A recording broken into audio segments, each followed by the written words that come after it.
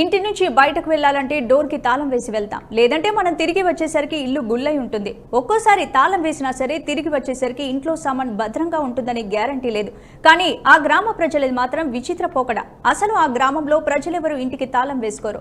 రోజుల తరబడి గ్రామం విడిచి వేరే చోటుకు వెళ్లినా ఎక్కడి సామాన్ అక్కడే వదిలి వెళ్ళిపోతారు. తిరిగి వచ్చేసరికి ఎక్కడ పెట్టిన వస్తువులు అక్కడే ఉంటాయి. అసలు దొంగతనాలే జరగవు. ఆ గ్రామం ఎక్కడుందో తెలుసుకోవాలనుందా? అయితే లెట్స్ వాచ్ ది స్టోరీ.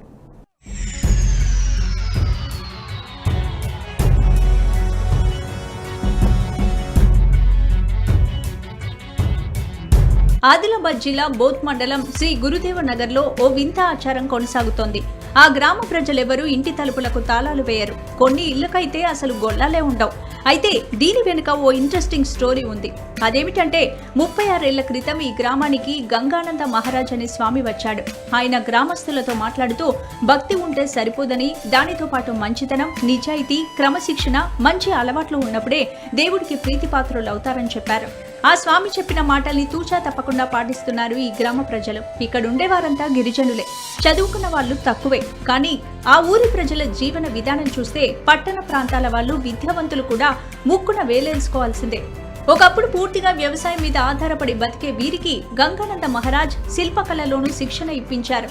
వీరు తయారు చేసే విగ్రహాలకు ఆదిలాబాద్ జిల్లాతో పాటు మహారాష్ట్రలోనూ మంచి గిరాకీ ఉంది.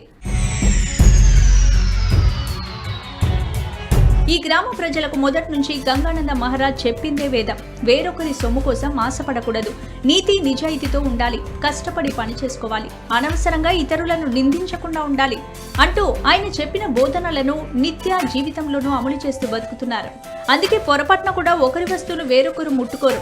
ఆ నమ్మకంతోనే ఊళ్ళో ఎవరూ తలుపులకు తాళాలు కూడా వేసుకోరు. కొంతమంది ఇళ్లకు తలుపులకు తాళాలు వేయడానికి గడియలు కూడా ఉండవు. బయటకెళ్లినా ఊరెళ్లినా ఎన్ని రోజులైనా తాళం వేయకుండా వెళ్తారు. ఇప్పటి వరకు ఈ గ్రామంలో ఒక్కసారి కూడా దొంగతనం జరగలేదు.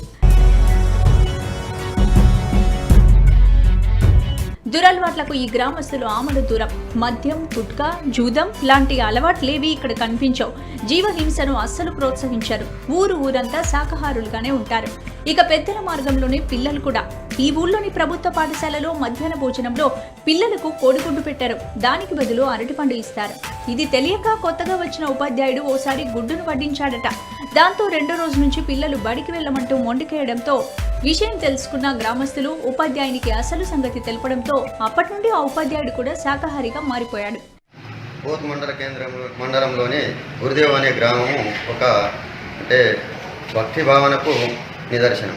ఎందుకంటే అది ఒక ఆధ్యాత్మికమైనటువంటి ప్రాంతం. అక్కడ గంగాదాస్ మహారాజ్ అనే వ్యక్తి అక్కడ మహారాజుగా ఉండేవారు గురుదేవ్ నగర్లో. అక్కడ ఉన్నటువంటి ఆలయంలో ఎప్పుడూ భక్తిభావంతో పూజలు నిర్వహిస్తారు. అంతేకాకుండా అక్కడ మొత్తము గిరిజనులే అక్కడ ఉన్నారు కాబట్టి ఆ గ్రామంలో మద్యం కానివ్వండి, మాంసం కానివ్వండి ఒక కుటుంబంలో కూడా ఎవరు కూడా తినరు. ఎందుకనంటే భక్తితో పారవశ్యమైనటువంటి గ్రామం కాబట్టి.